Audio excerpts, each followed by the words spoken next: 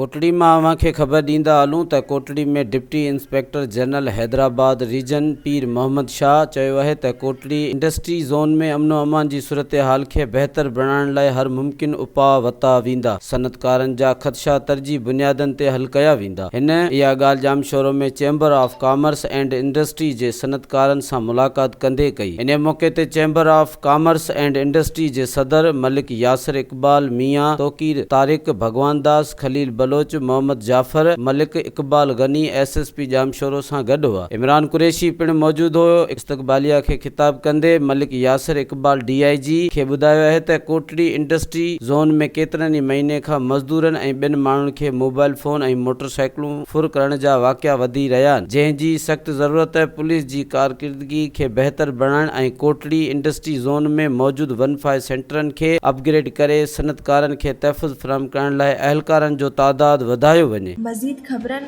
ऐं तफ़सीलात लाइ विज़िट कयो असांजी वेबसाइट www.awamiNewsHD.com ऐं ॾिसंदा रहो अवामी न्यूज़ HD।